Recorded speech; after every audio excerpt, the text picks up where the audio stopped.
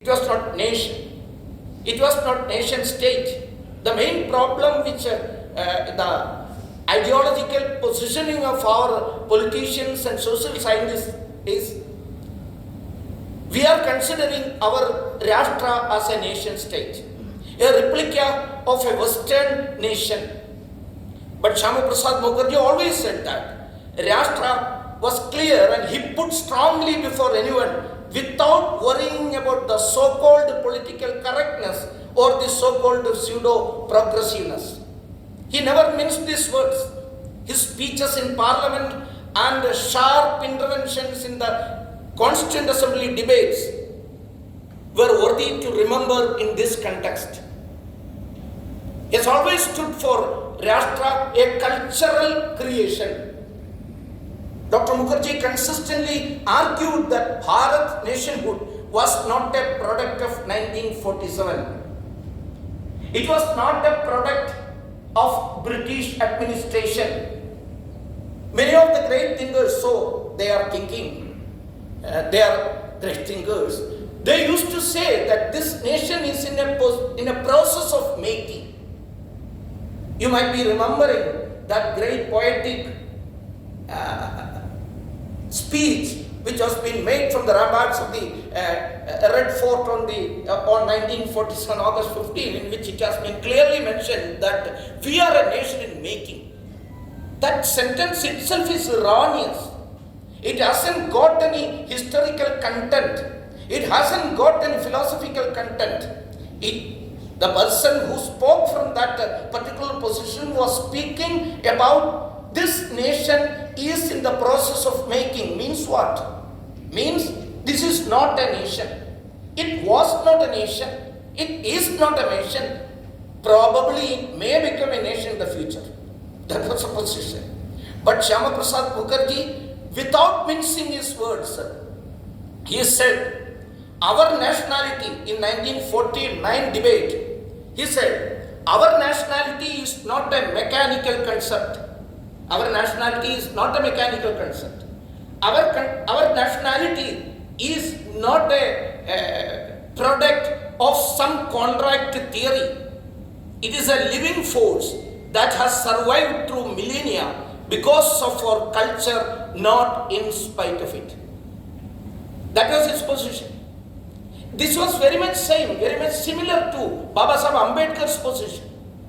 When Baba Saheb Ambedkar was presenting his paper on caste in 1916 in Columbia University, he was speaking about the unity, geographical unity of the Bharat.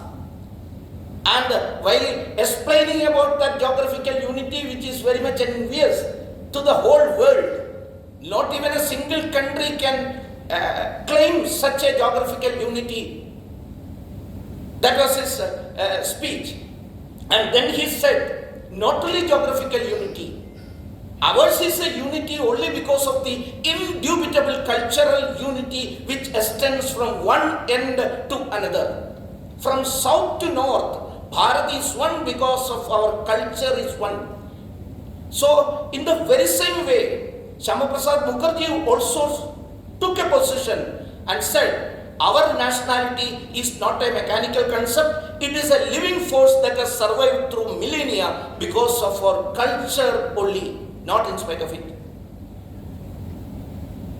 And his concept, it was crystal clear. He made a clear distinction between territorial nationalism and cultural nationalism. Some of the great thinkers were speaking about the territorial nationality. But Syamaprasad Mookerjee was always for cultural nationalism. He never believed, like many of his political contemporaries at the helm of the affairs, did as ours is a nation in making, or it came into existence after Britain came here. There are a lot of thinkers nowadays also. Among us also, there are so many thinkers or so many intellectuals, so-called intellectuals used to say that Bharat was created after Britain came here. Recently, I got a misfortune to read one of the tweet made by an intellectual in which she was saying, I don't want to mention the name, she was saying, and she was addressing the Honorable Prime Minister. It was during the this prachar of 75th year of Indian Bharat's independence. In connection with that program, so many programs, issue that there were so many programs in Bharat. At that time, this particular intellectual lady was addressing Modi, Honorable Pradhan Mantri, and asking him, Areo Baba, you are talking much about this Bharat. Where was it before Britain came here? It was just a landmassing between Burma and Afghanistan. That was the conclusion made by so many of the intellectuals. Still such people are there. But he was very much firm in his conclusion about the nation. And he said, nation or the people or his commitment was towards the nation or the people. So that's why he dared to challenge none other than Pandit Jawaharlal Nehru and resigned from central cabinet on this ideological position. Only on this ideological position, not because of any of the salary rise or anything. He was on this clear position about the nation. The civilizational content of this nation shall not be compromised. He was a member of the Nehru cabinet in charge of industry and supplies.